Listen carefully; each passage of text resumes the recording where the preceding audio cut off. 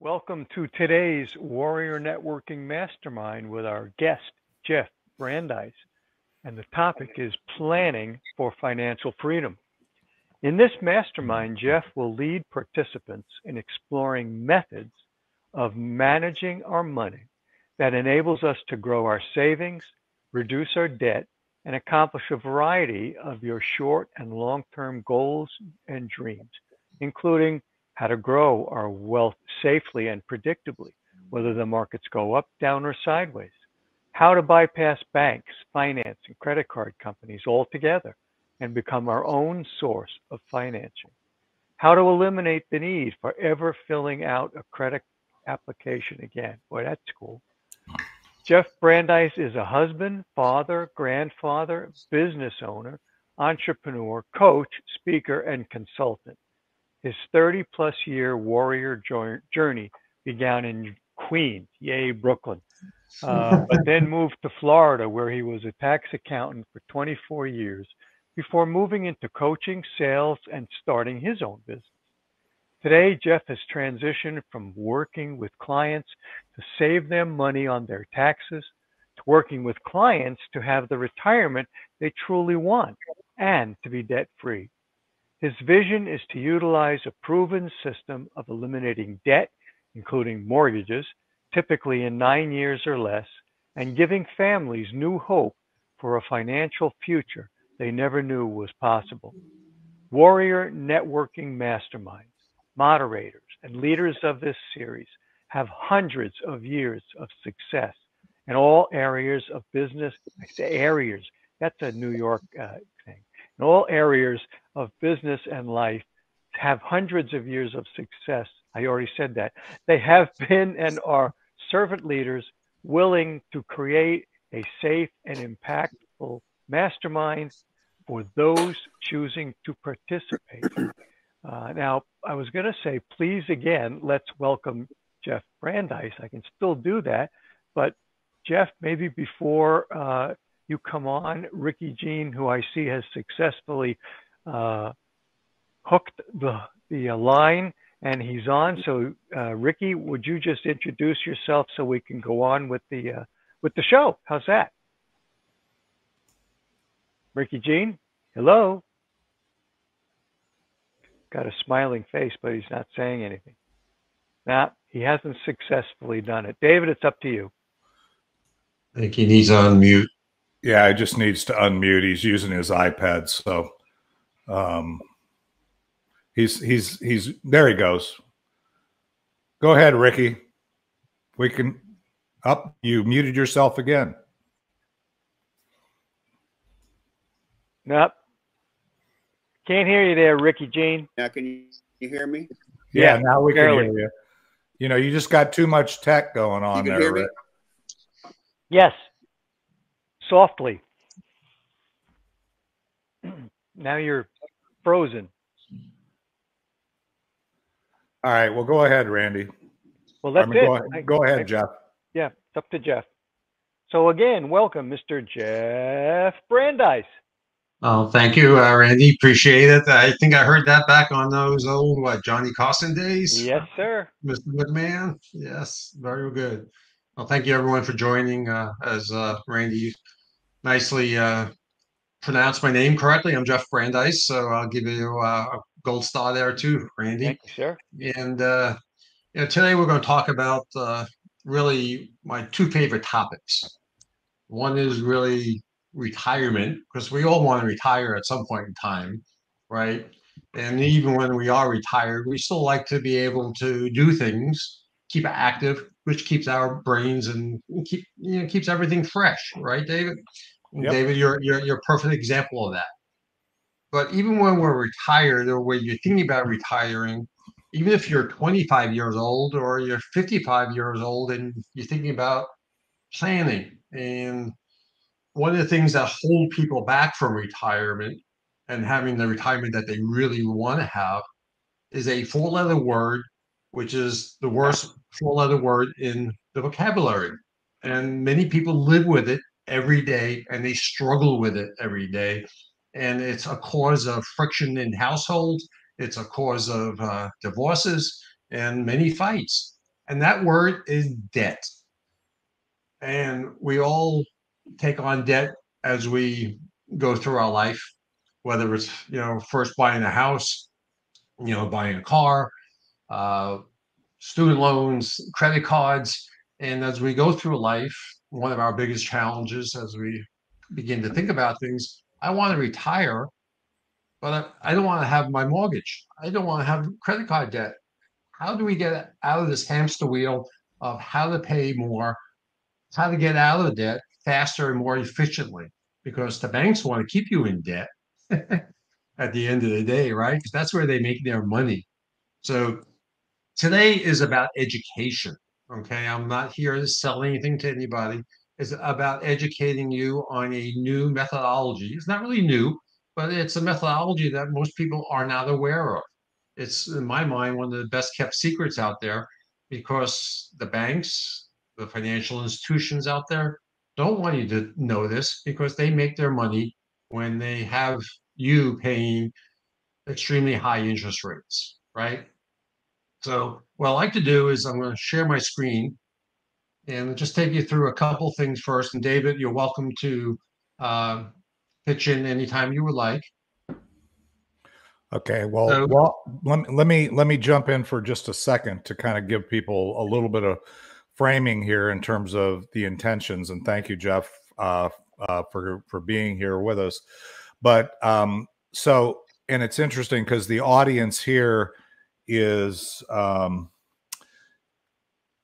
people who are well into their either retirement or their retirement planning, and those kinds of things. And I know myself is included in this. I know we all have financial vehicles. I know we have our own personal practices, things that we've learned along the way. And we're managing to get through or, live this phase of our lives in a lot of cases. Sorry. Zip is, of course, calling in while I'm in the middle of the meeting. So he's probably trying to figure out how to get on. So anyway, the reason why I wanted to inject this is that the intention here is to kind of go through what Jeff is sharing with us today and to open our minds. I'm learning every day. Every day I talk to warriors and have in one-on-ones, and that's the purpose of this mastermind. And maybe Jeff will learn something here because we're all kind of in this together, right? We're going to share things. So my intention for you is not just to listen, obviously listen for meaning, listen to understand, but also listen for application. Think about how there's some things here that we can learn, and that's the intention of the mastermind, that we might apply. It might expand or increase our ability to impact the world around us. It's not just about retiring and paying the bills. Again, if you, I've got a couple of coaches that I pay that constantly are reminding me that I can have more, that I can increase my having level. And it doesn't mean my having level for me. It doesn't mean I need to eat more food or live in a bigger house. I'm a minimalist. So my intention is not to fill my life with those kinds of things, but fill my life, with experiences and impact and being able to serve you. And that's, you guys know I think everybody here knows that that's my focus for Warrior Networking. That's my focus for being involved in Be Connected. And that's my purpose in showing up in your life in whatever capacity that is. So I say that just because Jeff and I are very aligned. I met Jeff through Be Connected. He was introduced to me by the CEO of Be Connected, Tanya Hoffman. And I was very interested. We're not going to get deep into it because this is not a sales pitch, but Jeff is an educator. I asked him to lead this mastermind because if you listen to his podcast, which just was published yesterday, you will find that his passion and why he's doing what he's doing is to educate, to help people understand what he's learned on his journey, just like I think the rest of us are in one form or another. So anyway, I wanted you to receive what Jeff is now going to share with that spirit and that mindset. Is that okay? All right, Jeff, I'm sorry I interrupted you, but I really wanted everybody to kind of understand why you're here from my perspective and what I hope that everybody will get out of this. That's awesome, David. Thank you so much. And yeah, it's all about education at the end of the day. It's my goal here is to educate you on how to bank like a bank. That's one of my favorite sayings is if I can teach you how to be a bank and act like a bank, you'll never need a bank again because you will be your own bank. Sounds interesting, huh? Yeah, that's an exciting concept, and I'm looking forward to that too. I think all my kids, I have 5 kids and 6 grandkids, and I think they all think I already am the bank. So, and I have a few other constituents that think that's the case as well. So I'm very interested in understanding how I can actually be that in a sustainable way. So I love this topic. I'm excited about this, and I know it'll provide value to those that are here as well as those that choose to join us in replay. So go ahead now, Jeff. You can get back onto your slide sharing. Go for it. All right, thank you, sir. So, as David mentioned, today is about education. Okay, this has nothing to do when I talk about getting out of debt or planning for retirement. It's not about investing your money. It has nothing to do with consolidation of your debts. It has nothing to do with negotiating your debts to pay them off. Or it's not about taking out an equity line or refinancing your loans either. It's I'm going to show you a examples of clients that are actually using our process as well. But I'm going to here to review and to educate you on a totally different debt way to pay off things that you probably have never heard of before. So again, it's all about education, and again, it's not about investments. So if you like what I go through today, you'll have a option or a choice. I will be able to provide you a side-by-side report of the benefits of what you're doing today versus if you follow our process, how it would improve your cash flow, how it would increase your savings, how it would get you out of debt. And as I think it was Randy who mentioned, he does his work pro bono. You won't have to pay me anything. My work that I do for you is pro bono as well. So at the end of our presentation that we go through today, if you like what you see, let's talk about it. You really have nothing to lose. Actually, you do. Just your debt if you move forward. And at the end of the day, that side-by-side report of showing what you're doing today versus what I could do or we could do for you, if that doesn't really feel good, like you're putting on your favorite pair of shoes or your best suit or dressing up for a great occasion, then it's not a fit. And we part friends. It's all good. So today, and I might have a couple of financial planners on the call or listening in today. When you look at your households today, this is typically how the funds are spread out. With 40% of your funds are going to taxes, and when I say taxes, that's just not income tax. That's everything.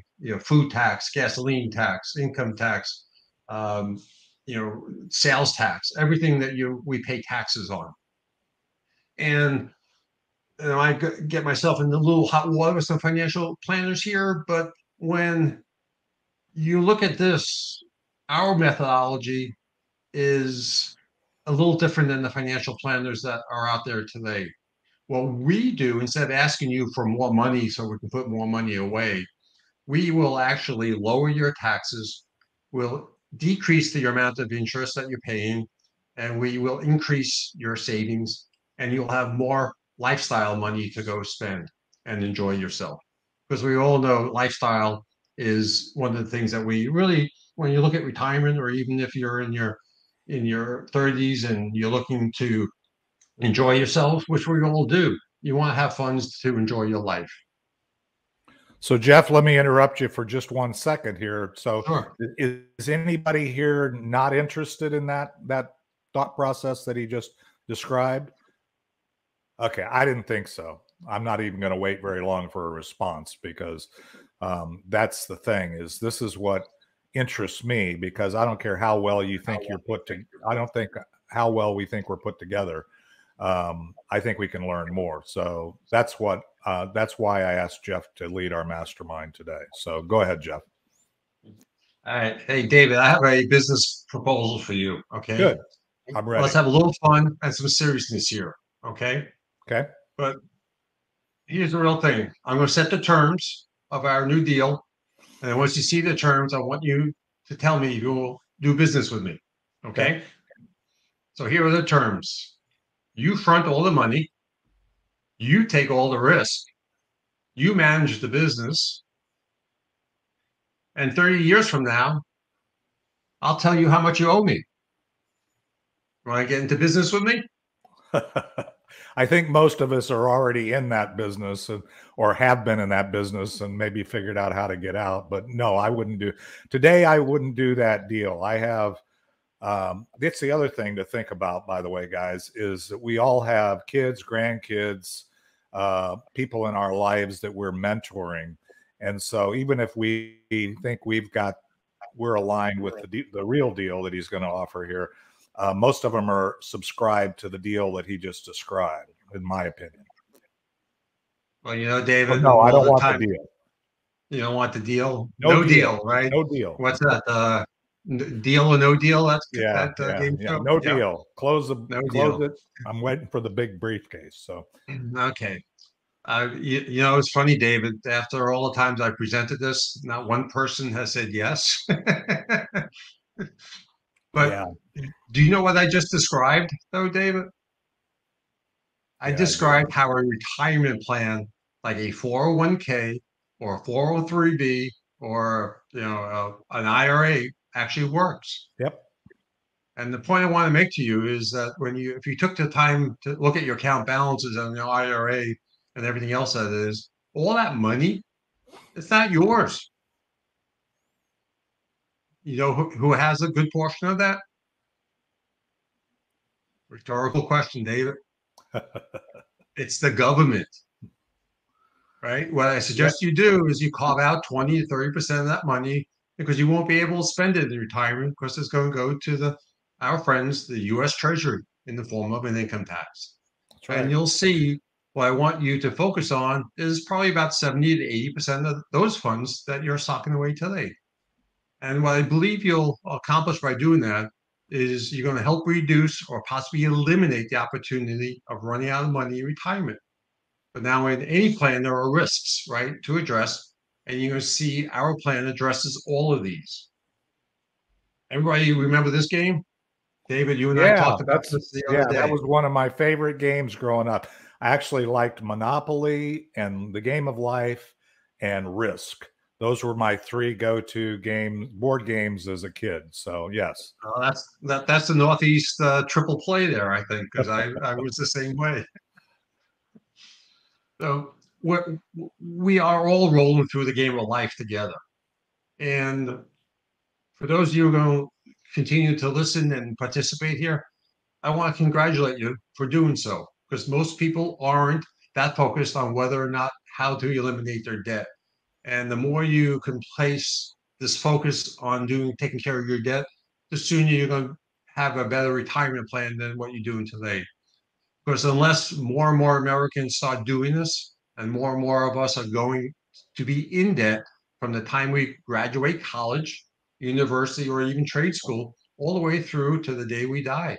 And I already know that's none of us want that in our retirement dreams. Okay. But what happens in the game of life? We accumulate debt, right? Student loans, furniture, cars, mortgage, everything. And we're paying a lot of interest. But it's important that everyone also hear this though. But when we do have a strategy to pay off debt, and sometimes it's got to take the back burner, right? Because we have other needs for money. It could be a financial emergency you have to deal with. It could be emotional need to spend money elsewhere. And you tend to lose focus on the debt payoff process. It's kind of like sometimes for some people, it's like the New Year's resolution, right, David? What happens in Yep. the most New Year's resolutions?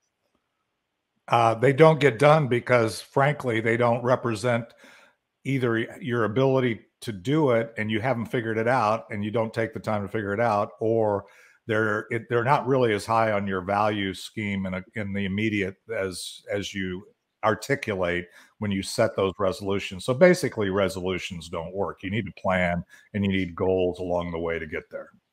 Exactly right. So you begin this debt payoff process, but now you have a financial emergency, and we can define that one. It's pretty easy. Anything to do with one of our family's health or well-being. Right. But what's an emotional spend?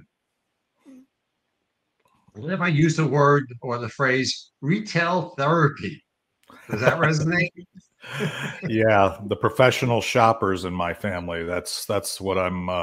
Or got to have a bigger house, got to have a better car, got to have this, and then you go in and you can't even find what you have because you've got so much stuff. So yeah. And that's another reason why the debt payoff kind of gets onto the back burner for a retail spend. We know it's not a good thing to do, but here's what I want you to hear. Your plan is your plan. It's not my plan that we're going to work on. And I want you to know we're going to build liquidity into our process in case you do need something different or to do something different with your money. And that's all you need to hear. Now, one last topic before I show you examples of people using our process. And let's jump into this. What are the risks? Now, in any plan, there are risks to address. But what you're going to see is we're going to address them all. Okay. Everything that we see up on the screen, taxes, market, inflation, everything here, we take care of those risks. Okay. But let's talk about one thing before we get into examples. Okay. Let's talk about a bank. Okay. I mentioned earlier, I'm going to teach you how to be like a bank. But how does the bank actually work? So let's pretend, David, you and I are going into the bank tomorrow morning at 9 a.m. to open up an account.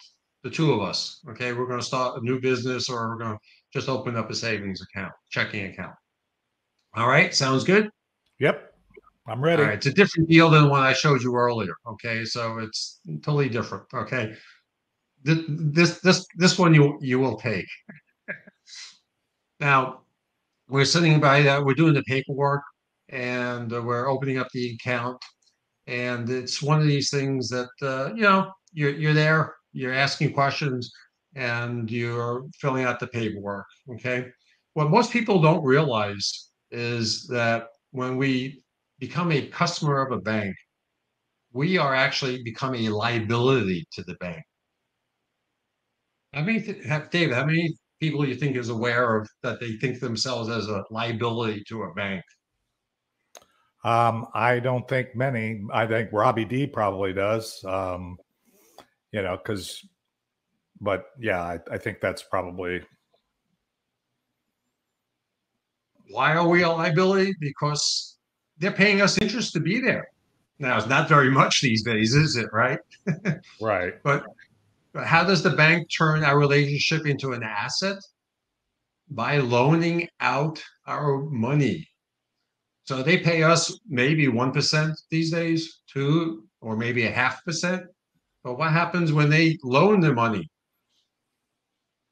Okay, they're charging us a lot more than the 0.5% or 1% that they are going to charge somebody else. So, hey, David, you and I gave them $5,000 to open up our account. A week later, we go back and go, hey, I need a loan. Can you loan me $5,000? And they'll say, what do you think they'll say? Sure, we're going to loan you 5,000, but it's going to be at what, 8%, 10%, 12%? How fair is that? They're only paying me 1 or 2. And they do this time and time and time again. They take our funds and loan it out to other people. And they pay us very little interest, right? That's what happens. That's how the banks make. That's the whole concept of a bank. Take money in, loan it out 10 times, 20 times. Let's take a look at an example of our family that we've helped, Walk and Joyce. They're in the mid-30s. They're making about 7,000 a month of income. Okay, you might be making more, you might be making a little less or less. That's okay. And you know what? I'm not even asking anyone on the call how much money they make. It doesn't matter. Okay, they. Why am I showing you this family? Because they're more like a typical average American family. They have a couple of kids. They have their areas of interest. They're making, as I said, their income levels that they have, and they're making $7,000 a month. They have the kids, as I said. They they're living the way they want to live right now. Except, like most of us, we do have some assets. They have money in the bank, and they have money in their 401k, and they have a little bit of emergency fund set up as well. I mean, typically from a financial planning side, most people tell us, hey, we need 6 months worth of emergency cash for emergencies, right? Have that in a savings account. Have you heard that one before, David? Oh, yeah. Yes, I Okay. have. And they're making contributions into the 401k, about $3,600 a year. But like most families, they have their debts. $460 on Visa, 2420 medical bill. They have a credit card debt, furniture debt, one car payment, and a mortgage. Average interest rate is 10%. Adding up all their debts, they're paying about almost $2,200 a month. And when you look at it, they're paying total debt is $180,000. So, David, typically when I ask someone, so how much money do you owe? This family, Mark and Joyce, they would tell me $180,000. But is that really how much they owe, David? Nope. That is correct. What they really owe is about $380,000. When we add in the boatload of interest that they're going to pay on top of their real debt, okay? And that's what they're going to pay if they stay doing their method. And this is not what we want them to do, okay? They're going to pay about $199,000 of interest, and the years for them to get out of debt would be 30 years. Then let's look at their current retirement plan. This will resonate for a lot of folks that are listening in today and watching. The current retirement plan will get them $36,500. They're doing $300 monthly contributions. And if we even just give them a 5% annual return, we peg them at about 25% income tax bracket. Okay. When they retire, they'll have $408,000 before taxes. After taxes, they'll have $306,000. Okay. They could survive conceivably, but let me take you into really what it would look like if they use our process. They'd be out of debt in 7.8 years. We would save them $122,000 of interest. And at the end of the 8 years, we freed up almost $2,200 a month for retirement. Now, if they were to continue to save that money, that $2,200 basically, and they got out of debt and they used that investment for the remaining 22 years at just that 4% interest rate that we could conceivably provide to them, they would accumulate $1 million in savings. Of course, we do understand there's more stuff to buy, like we just talked about earlier, that retail therapy, David, Yep. right? Okay. So they might want to buy another car, another boat, or a different house, vacation home during the next 30 years. But what we're really trying to do with our idea, our method, is to show you there's a better way of buying those things. Okay. Now, I think you would agree with me. Getting out of debt in 7.8 years is pretty fast. Would you agree with that, David? Yep. For most, Okay. for sure. I mean, I facilitated financial peace with which is a Dave Ramsey program, with about 500 families over the course of getting out of debt and getting off of the crack pipe of consumer debt and those kinds of things, and yeah, getting to debt free in that kind of time frame, is not an easy thing to do for most people. And no, it's not. And I would think that the $122,000 that we saved them, that's not that's just pretty significant, no matter where you live in the U.S. as well. Would you agree with that too, David? Yep. Yeah, I mean, I'd love to have another 122 saved into my bank account, right? But think about this now too. Mark and Joyce, they're now debt free at ages 45 and 43 years young.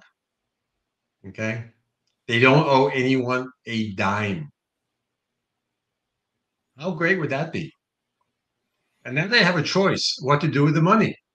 They could spend it, they could buy more stuff like we just talked about, the boat, the car, vacation home, or they can simply just choose to set it aside safely with absolutely no risk. Now, we're not against, we're not anti-investing for sure, but our process has nothing to do with investing. And let's look at our clients. What would happen if we set this money aside? Look at what they accumulated in that time frame: $1 million and $4,000, 387. So what's the cost of it doing our way? And for us, they would have $1 million. They would save $122,000. But if they continued in their current fashion, they would have $306,000 in their retirement. So if they don't follow our way, they've lost a benefit of almost $820,000. That's, at the end of the day, David. I know we talked about this before.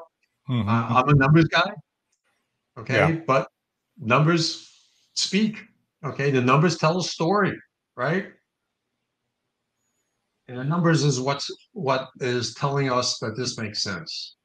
When many of us used to be salespeople, or we're running our own business these days, we can always say why we're not. The numbers tell a story, no matter what story that we try to explain things away. At the end of the day, it's the numbers that talk. And as I said earlier, well, I'm showing you examples today of a different methodology. And if we had the opportunity to run your numbers, if the numbers didn't make sense, then you wouldn't move forward, right? Right. And actually, David, this is a shocking thing too. People go, "Oh, I got too much debt. This will never work." You know what, David? The more debt you have, The better. Yeah. the better the numbers will actually show up. Yeah. So if someone has a mortgage at, even just, and that was the only debt at 2%, yeah, the savings won't be that great. Okay. I'll just put that one out there today. But if you have, the credit card, you got the auto loan, and you got the student loans debt and things like that, the more debt you have, the bigger these numbers come, and the more years you can actually save to be debt free. So what we would actually provide you, how do we do it? Okay. So I started it off today. I mentioned one of our potential clients.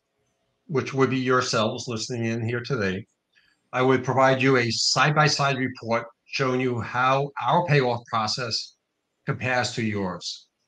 Well, I'm going to review one of these reports with you, and what you're going to see and what the report is going to show is why our clients are choosing to add another financial institution contract to their debt payoff process.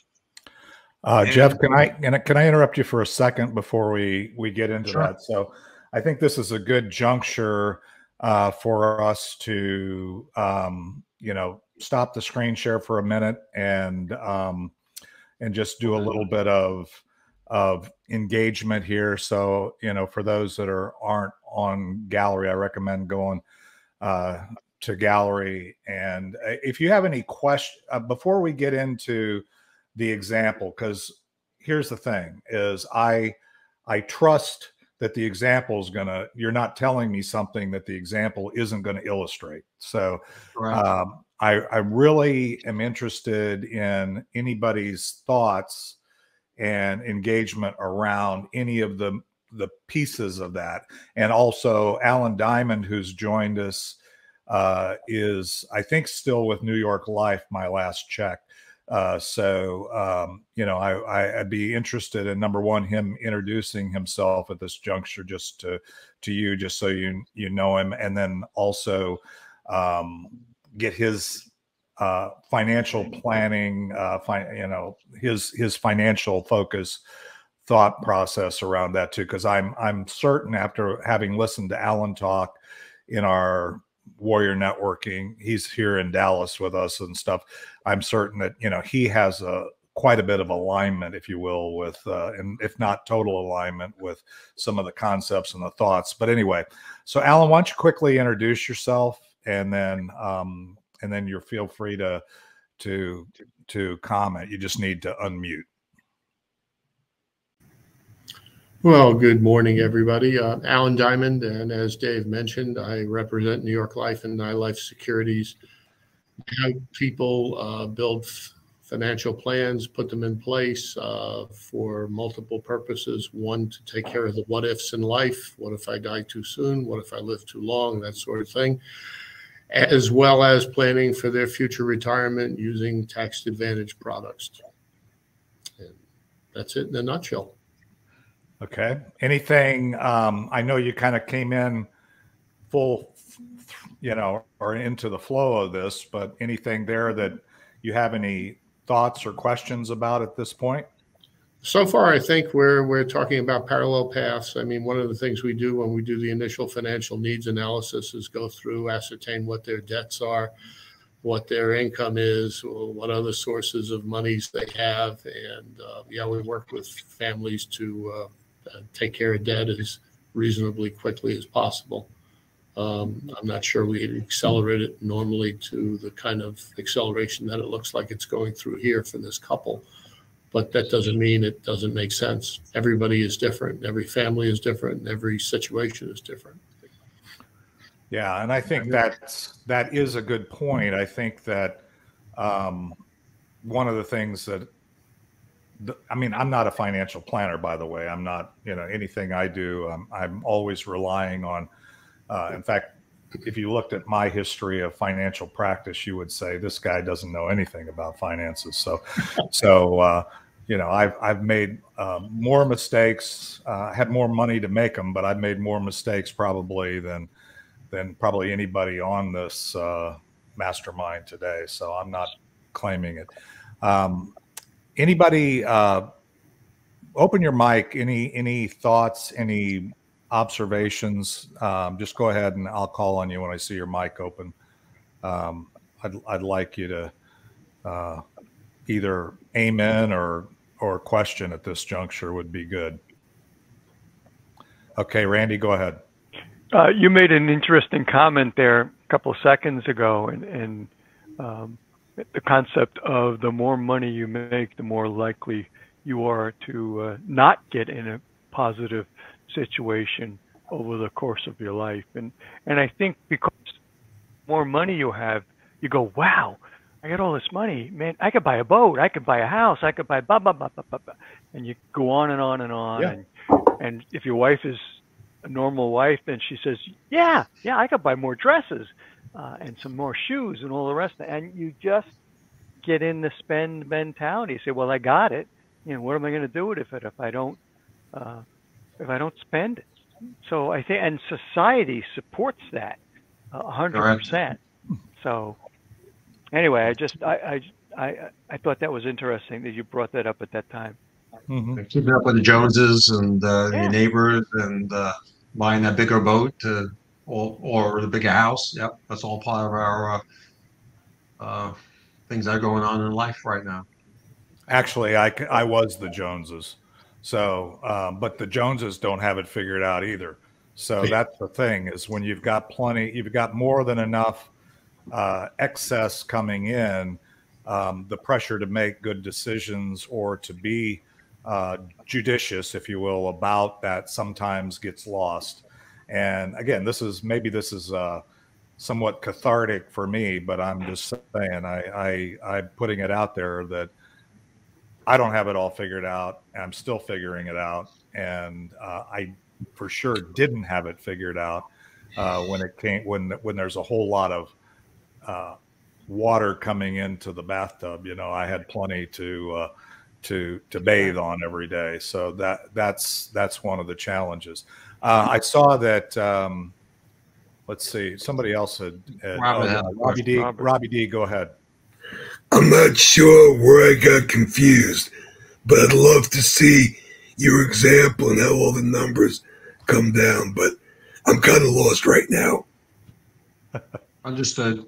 Yeah. I mean, it's the first part of this is trying to educate folks on how things are operating with the environment and being able to provide a big picture. Mark and Judy got out of debt in 7.8 years. When I ran my numbers, I was the 11.3 years. So again, going back to what David was saying earlier, it's a different scenario. Everyone has their own unique things going on with their life. So this is not a boilerplate. Everyone goes in, gets 7.8 years and they're debt free. There are obviously criteria out there that come into effect. And again, the retail therapy aspect of things, where it takes us off path of our goals, but that's all part of life at this point. But there's all adjustments that could be made in the plan, and we actually allocate 15% of the funds for the retail therapy as well. So we kind of allocate and think about that too. But yeah, I realize I'm throwing a lot at folks up front, but I think when for those of you who are numbers or analytical, it begins to make more sense as we go through. Well, and I think the important thing here is it's kind of like when we do our 30 seconds in the networking group. I mean, this is just educating us on something that we need to kind of follow up with. So I think that it really ultimately gets to a point where, whether it's, following up with Jeff to understand what he's talking about, following up with somebody else that you're already working, whatever it happens to be, right? It doesn't matter. I mean, the point is that we need to expand our thinking. We're doing this mastermind not because we got it all figured out. A mastermind is, that's it. That's the definition. Mastermind. That means we sit there trying to figure out how we're going to, not outlive our money, or not, or be able to do more with what we have, coach our kids, you name it, right? And I think the thing is, the intention of this is to begin that thought process, right? And it's not to complete it. So anyway, that's the other thing I would say here, is this is educating. And again, I would submit that Alan and Doug Grady, who is going to join us, and a few other people, I've seen a number of discussions around that from different financial angles, but it's always good to see everybody's view of the beach ball as we go through this. Does that make sense? Okay, so any other questions, thoughts? There's no dumb questions, by the way. There's no thoughts that are off bounds, unless it's, laced with profanity or something, then we can have a civil disagreement or concept. Rob, thanks for raising the question. I would be lying if I said everything that he went through I totally understood. I get where he's going. I know enough to be dangerous at this juncture. So anyway, okay. Sorry, Jeff. Anybody else want to open their mic before I get us back to Jeff here to guide us a little bit in this example? All right. Well, let's go to your example. Maybe it'll make more sense to Robbie D and I when we get into the example, because I'm kind of with you there. It's all right. It's all good.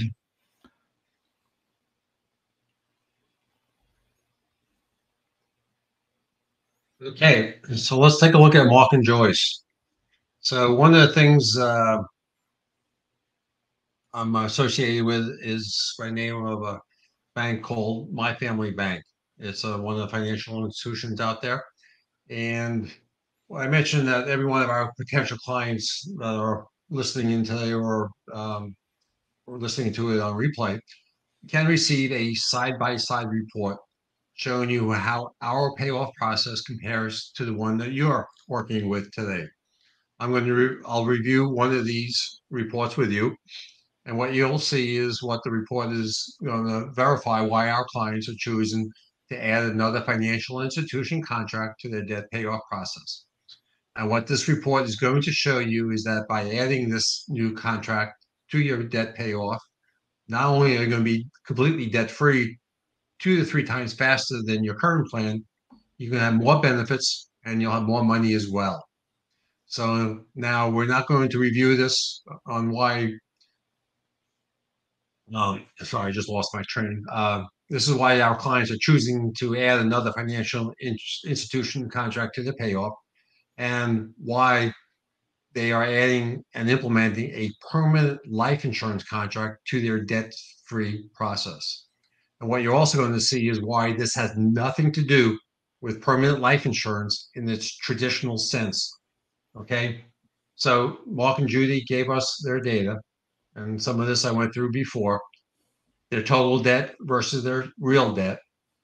Again, this is a difference if we could write a check today to pay off everything as we speak. Their current debt is pay off in 30 years, and the real debt is $380,000. We good on this one so far, David? Yep. Okay. David, let me know when or if I lose you, and I'll be happy to re-explain. Okay. Well, Robbie D, you were also you're on mute, but is this make sense? Because he was the one that raised the question, and I don't want to be this all about me kind of thing. So go ahead, Robbie. All right. So basically, you're saying, it's $180,000 now. When we pay it off, we'll pay off $380,000. That's correct. Is that all right? Yeah. That's simple. Yeah. Yeah, I'm sorry, I didn't mean to cut you off. Finish. No. So basically, we're going to pay almost $200,000 in interest over the life. Correct. All right. Okay. So let me take everybody back for a moment. When they first bought a house, right? You sign up for that $200,000 mortgage, right? Okay, and then you look at that, what you're going to pay actually when that 30-year mortgage is totally paid off, right? That's typically going to be double that or more, Right. or close to it, depending upon what your interest rate is. Or if you have a credit card debt and you pay, and if you ever look at your credit card statement, and then what they ask you for is they show you the minimum payment, right? Whatever that might be.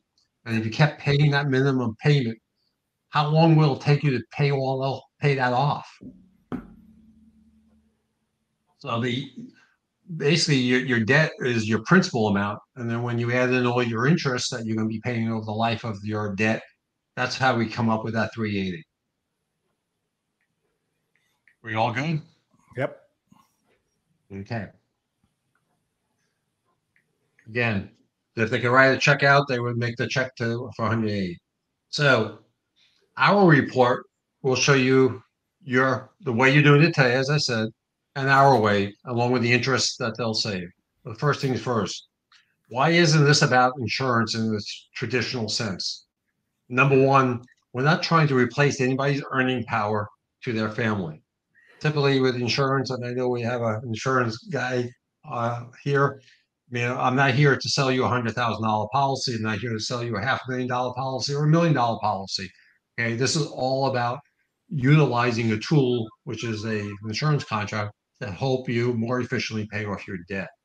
Okay, and have more benefits as well. It's not about maximizing your insurance. In fact, when I'm talking to married couples, it doesn't even matter which spouse we put this contract on. And they mean that it could be one of you. If one of you are not as healthy as the other, it could be anyone. Okay, it could be a family member as well. Okay. Sometimes we also split these into two contracts and we put them on both. Of course, it allows us to access cash in additional benefits that's also provided. Okay, so that's reason number one. And it's also not about insurance because we don't know what this family is going to need or to spend every month. Okay. Well, what they are going to do is they're going to send $625 every month to the insurance company. Okay. And this is not your amount. And we customize this plan based upon your needs. So how do we get to 625? Okay. They gave us their debt data and their financial data.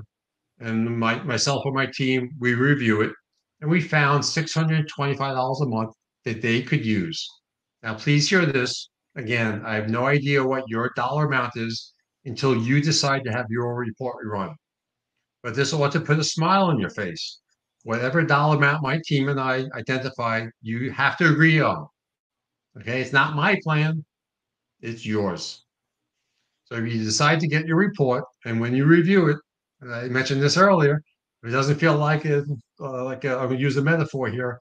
If you're reviewing your report and doesn't feel like slipping on your favorite pair of shoes or your best suit and makes you feel great, then I'll be right in line with you, agreeing it's the wrong plan for you.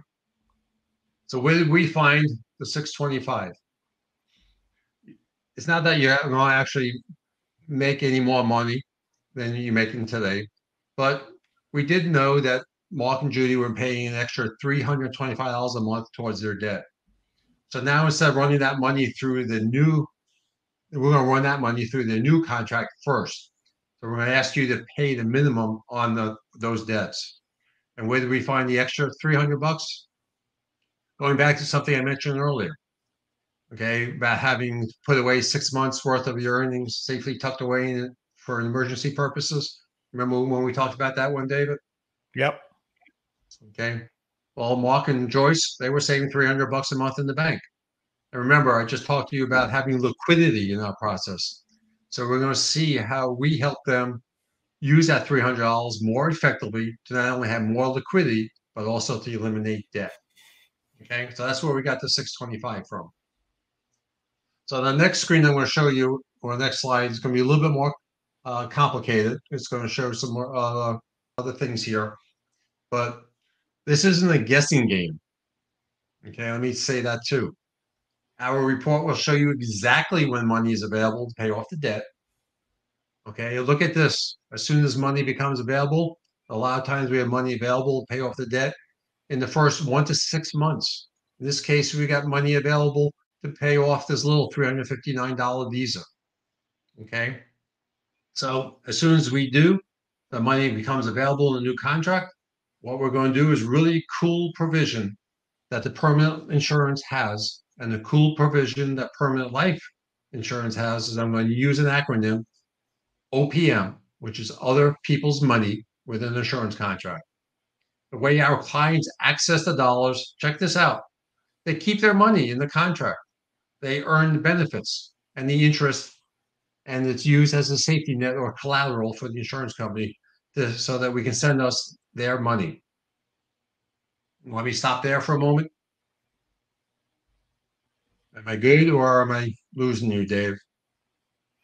I think I'm tracking, as I often say, I probably still know enough to be dangerous here, but that's why there's people like you and Al and others that I rely on to shepherd me through this stuff. So yeah, I don't know, Robbie D, is it, are you tracking with it? You can open up, since you were trying to understand it. I can see you staring at the screen and trying to make some sense out of it. So why don't you engage?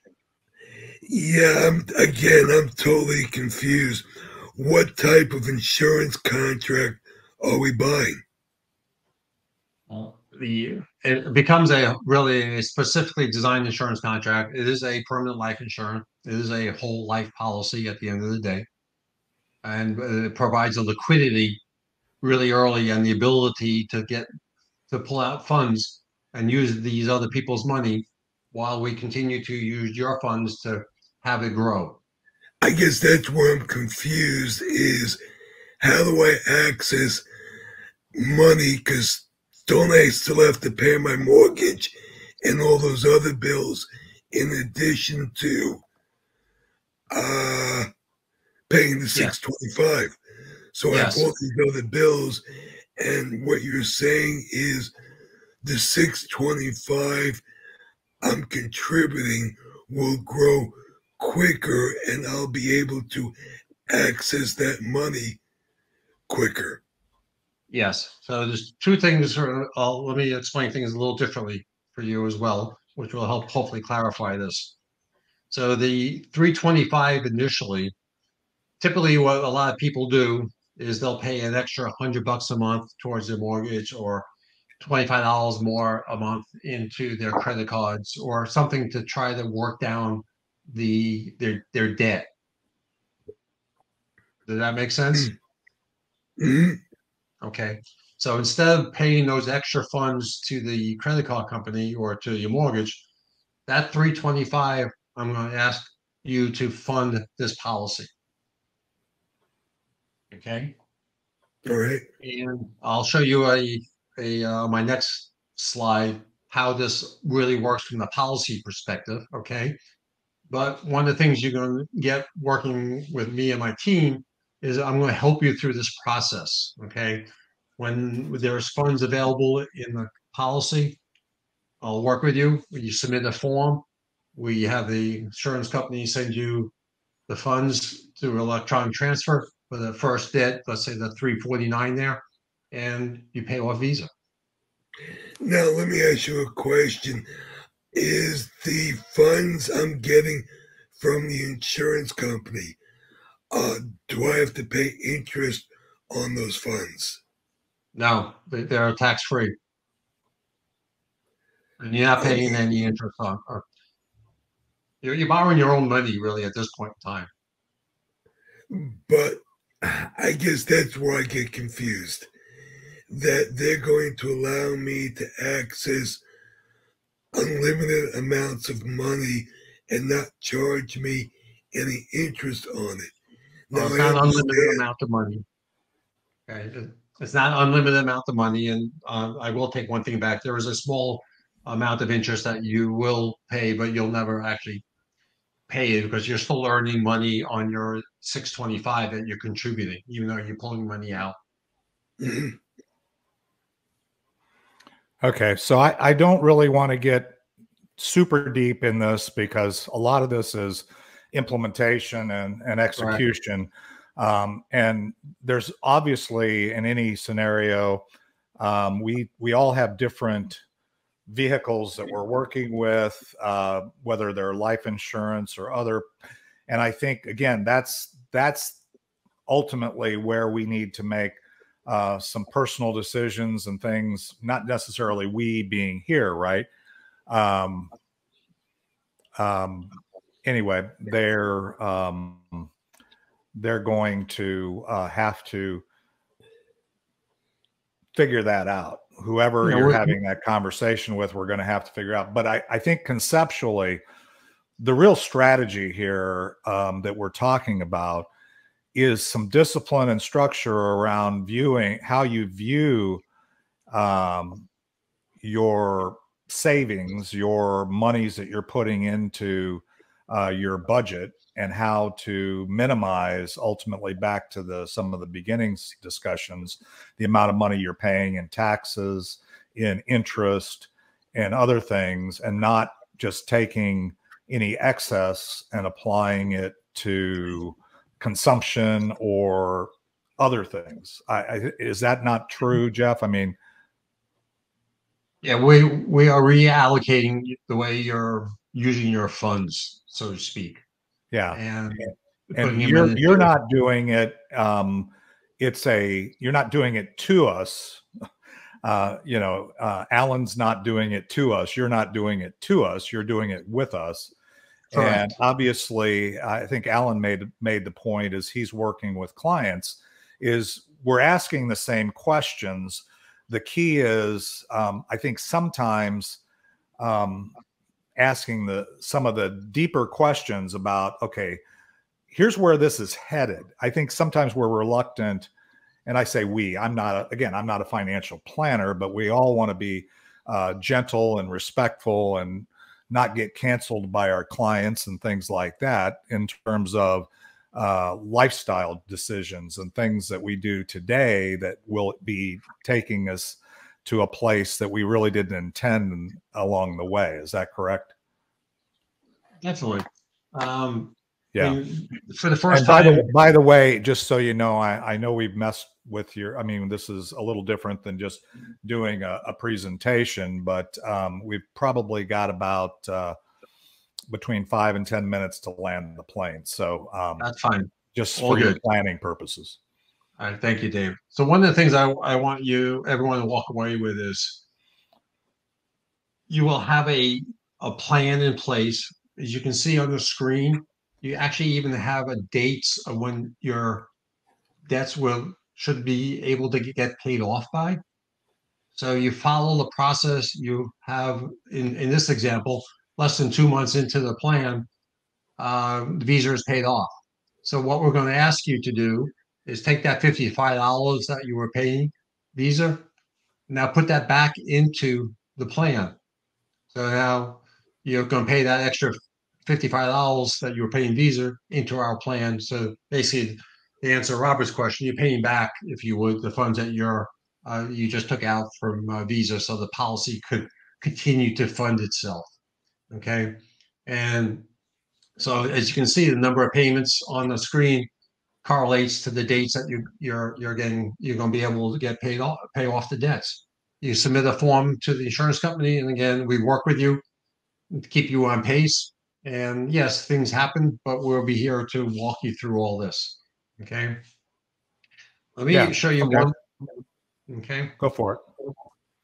One last, actually, I got 2 slides left. Okay. And I'll stop there.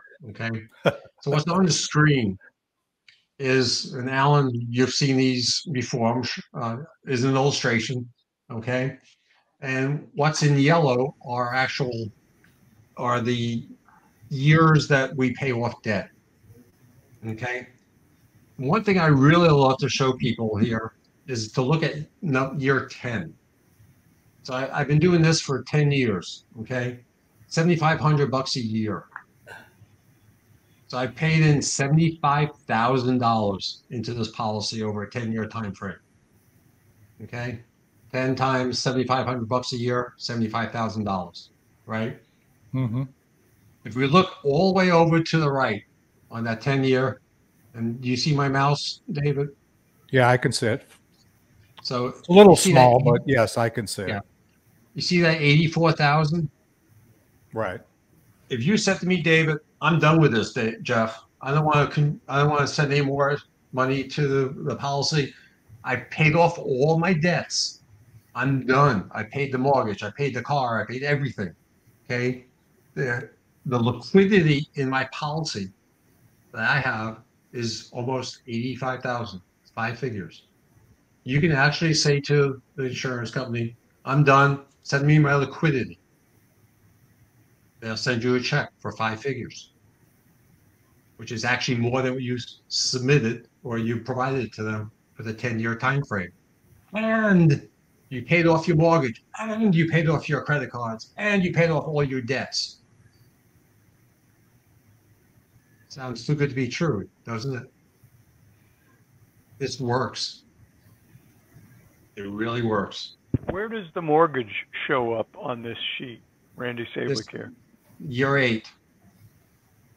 So you had 125,000 liquidity in year 7. And basically I took the funds off to pay off the mortgage. So I dropped my liquidity down to 16, but I'm still learning interest. I'm still learning money. Got it. Thank you. My pleasure. What are the guaranteed interest rates on the contract, out of curiosity? So the savings balance in here in the gray area, where right now they're paying 2%. So it was paying a higher interest rate. You know, if you go back even 3 months, I mean, most banks are paying, you know, less than 0.5. And if interest rates continue to grow, this will get adjusted. If you follow the plan, the illustrations will work for you. And it's all tax-free growth. And the distributions are also tax-free. So yeah, go ahead to your next slide so we can kind of land the plane. The last benefits, debt-free faster. Bad things happen to good people all the time. So you also have a death policy, death benefit in there. But it's at the end of the day, it's not about death benefit. It's about paying off your debts. And you know, the funny part about this is we don't always die the first time we try, David. They resuscitate us. They keep us alive. So this also provides for extended care for 25%, and its ability to live tax-free. And back even today, we're probably paying 200% better than most banks are, and you're not getting a 1099. And in most states, if you lose litigation, this is judgment proof, except in California. The courts can't come after this policy. And all of this is just by adding a new financial institution to your portfolio. Say, gents, I apologize in advance, but this is Alan. I've got to sign off. I've got a meeting with a client that starts immediately.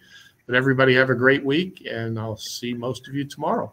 All right, Alan. Thanks for participating. And again, this is been very informative, at least for sometimes stimulating your thoughts around things that you think are settled in your life. I think that the audience here is interesting because we're all of similar vintage, at least whatever. And, you know, in some cases, it may feel like it's too late, or we've already got it figured out and we don't need it, or, you know, whatever a case may be. But for me, it's at least something that stimulates me to think about things that maybe I'm not regularly thinking about. So for those that are in this realm, I think it would behoove us to have, you know, one-to-ones and just follow-up conversations and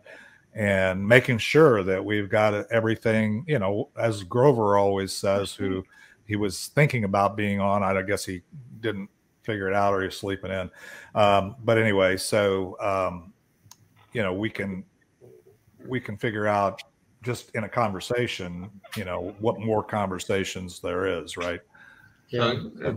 One other thing, David, if I may add, you know, many of you would speak with business owners. You can put your business debts into this as well and be able to pay off your loans, your equipments, and stuff like that as well. So it's not just from a personal household perspective, but it can also benefit the entrepreneurs that you're working with as well. Yeah, and that's that was one of the things we had talked about as well. It seemed to me that the IRS might have some objection to that. Am I wrong on that? Yeah, you are.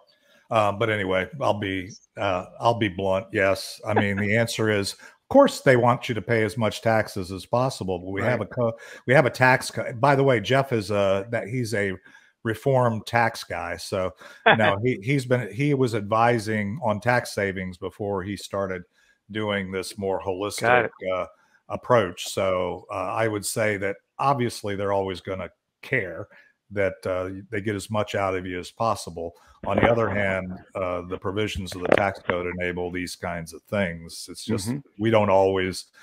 I mean, again, I'm not picking on anybody here because I don't always, understand those things or don't leverage my ability to affect those things as much. That's the whole fallacy of, oh, the rich, we got to get more money out of the rich by, making them pay their fair share, right? The reality is rich people have access to people that are smarter than I am, and they are, to help them manage the current tax code, right? So they still will not pay that rate on a holistic standpoint, and I think Jeff would substantiate that with his background, right, Jeff? Yeah, I mean, this is tax-free, Randy. Cool. Yeah, tax-free is a good thing as long as it's legal, and that's cool, and it is. And I'm not suggesting that I'd ever bring anybody on here to help us do anything illegal, correct, or inappropriate, or without high integrity, because that's the kind of group this is. So you said no to the gambling guy? Yeah.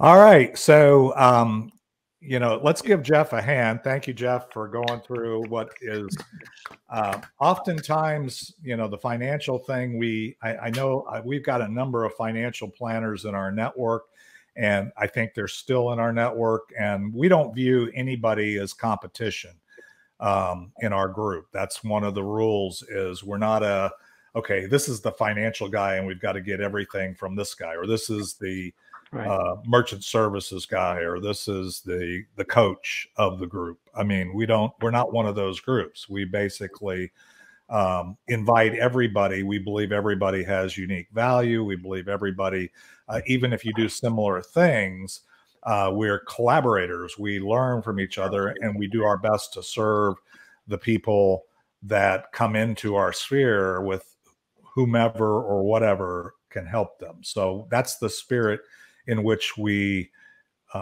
embrace Jeff in this educational, because the whole family bank thing, by the way, just a little background, was brought onto my radar here by somebody who thought they were wanted to be part of our group and was all energized, and then they disappeared.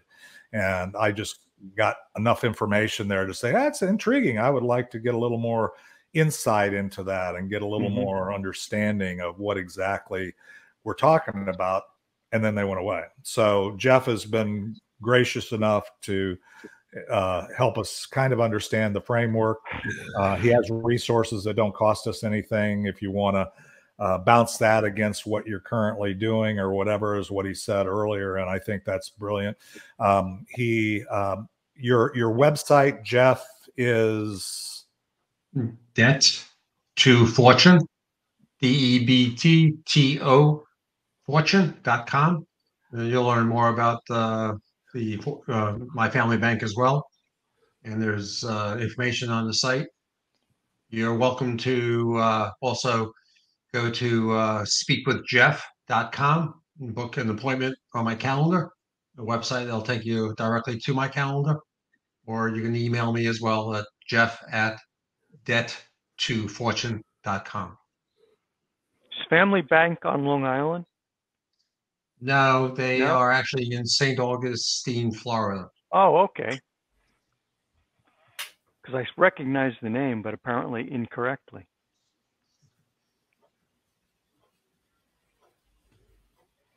They have a branch that's out there, or a facility as well. But everything I went to was in St. Augustine, which was their main location. Cool.